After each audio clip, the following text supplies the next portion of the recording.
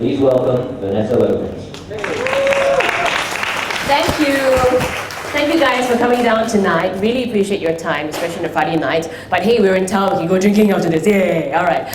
Now, thank you so much to all our speakers as well, because you guys have really expressed what Singapore is all about. And I think it's a nice full circle, because you've got corporates who want to give, who have also already contributed, like Datacraft, Data Dimension. They've been a wonderful partner with us for a long time.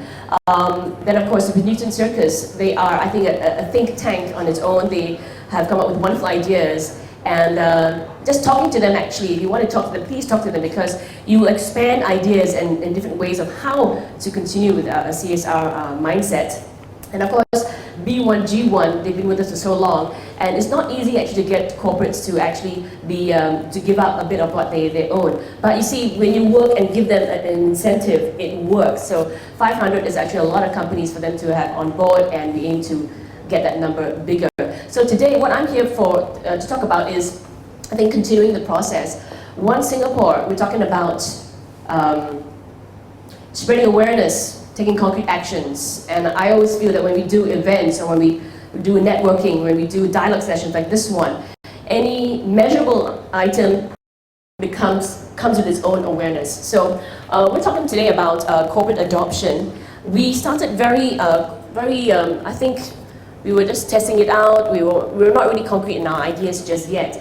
But the corporate adoption program came about because of earlier events as well.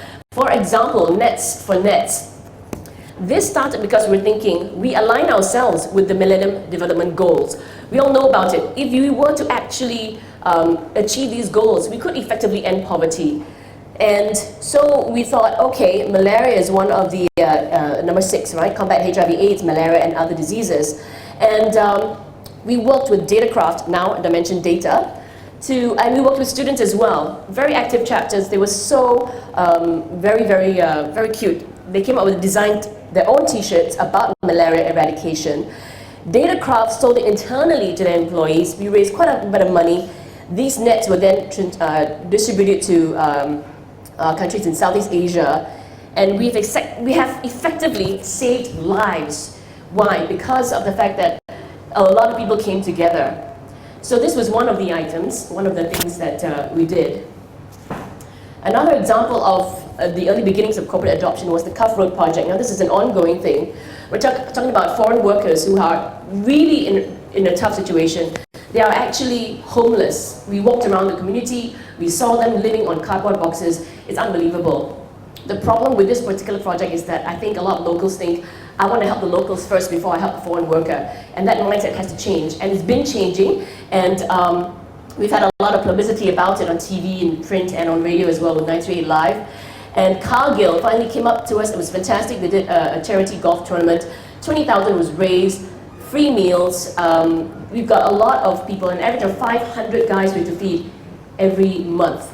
And this is served in a place where it's fully dignified. It's a good meal. Lots of different communities have come together to try to help them, and more are joining in right now. And lots of volunteers as well. So, but it's a very difficult process because you're talking about major logistics, and they need help constantly. So, but it's a very successful one, but it's still ongoing. We still need a lot of help and a lot of funds, because food, it's perishable. It's something that we need to constantly give them. Another generic event that started many years ago, 2008, in fact it was, we did our stand-up, and we got corporates to adopt, and also celebrities to adopt the different MDGs. We all stood up together, and lots of funds were raised for different communities and different groups, all aligned with the MDGs. We had Datacraft with us then as well, and Science Tech Search, and they were fantastic. It was a very nice event. And so this began to become a lot more concrete. So now what we're trying to do is make sure that we do it right. The corporate adoption program is very simple. You just get corporates to adopt beneficiaries. That's the simple basicness of it. Okay? Now, of course, ideally, if we could get the enterprise, social enterprise, where you do your business and it does good at the same time. Awesome, if I can be permitted to say, freaking awesome, okay? And of course, then you have the individuals who, like Paul was saying, it's a very one-off thing. If we could have a disaster every day, great, can raise lots of money, but that's not really what we want, do we? We want people to give as much as we can all the time. How do you do this?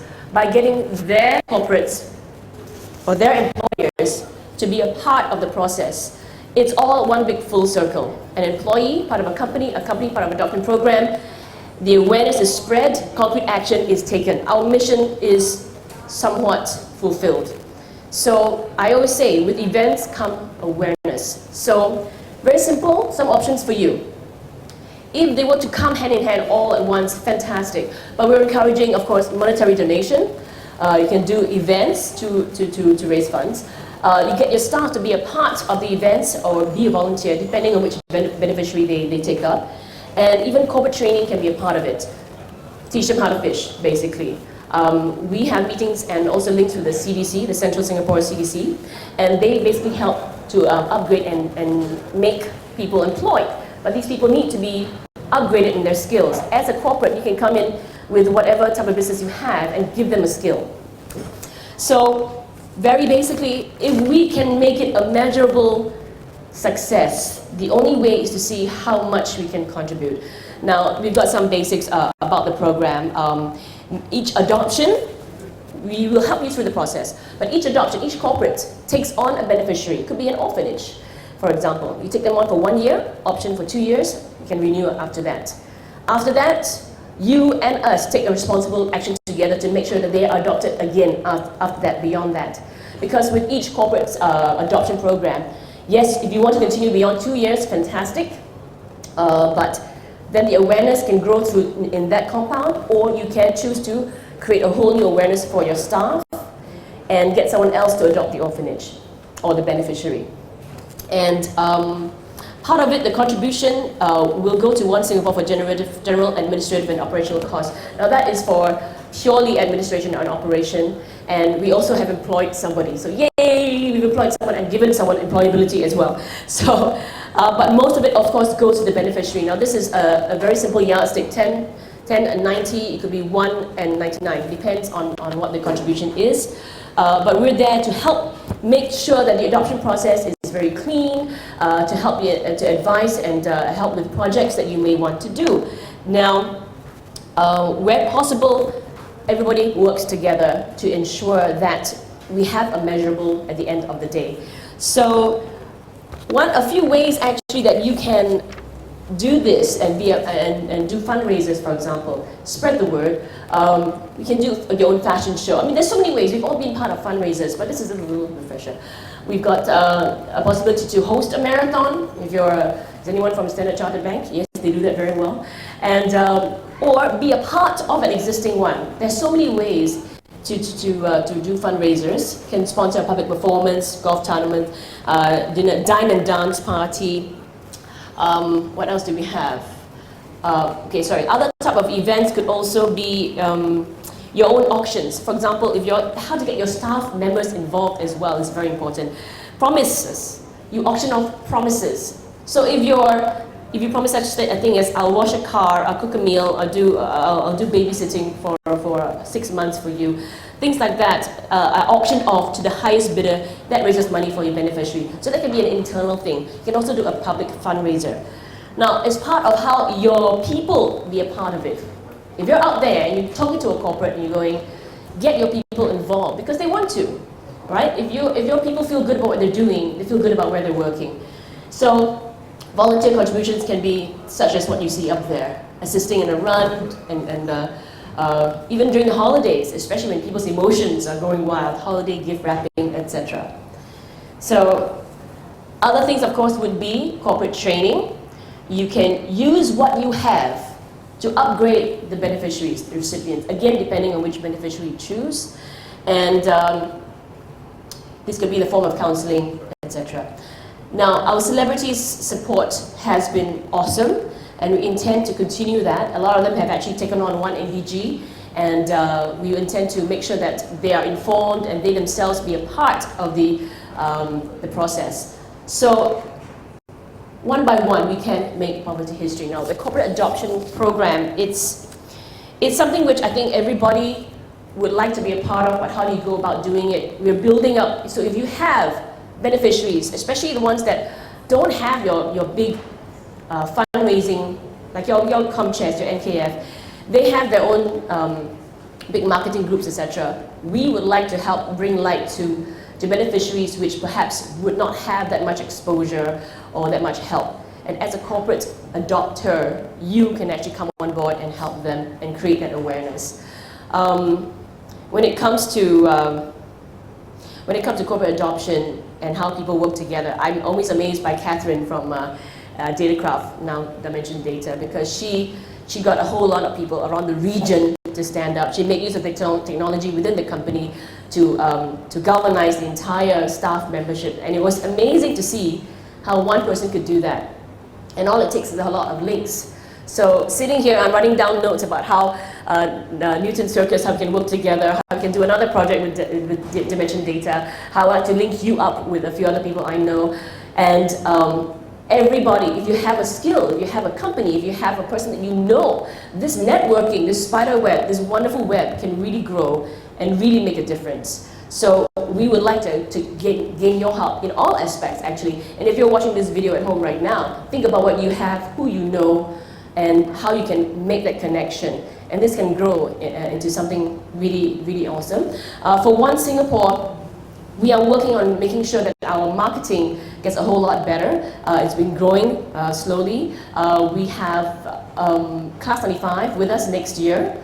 Right now it's radio in itself because they're celebrating its 75th anniversary. And Radio Gives Back is part of the very big event. 75 families being fed for 1 year. And us, as well as other groups, have come in to give them as many names as possible to help all these families. Next year, Class 95 will be a part of us, where they are adopting One Singapore. And in that sense, we're going to talk more about the adoption process. If you think about the advertising that you can do, I mean, if you think about, let's see, okay, hang on, where's my notes? Corporate adoption itself, right?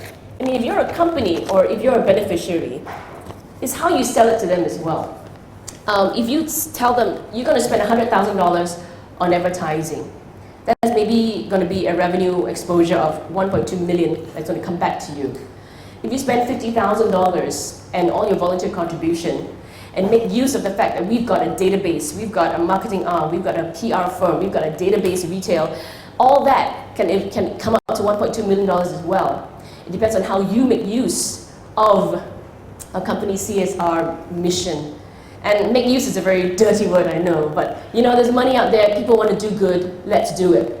And I think we can definitely go very far with this. I would like to thank all of you for coming down, because every single word from here on, if you go out there now, we've got Facebook, we've got Twitter, we've got links, we've got connections, just keep that tree, that branch going in your mind and keep making that connection.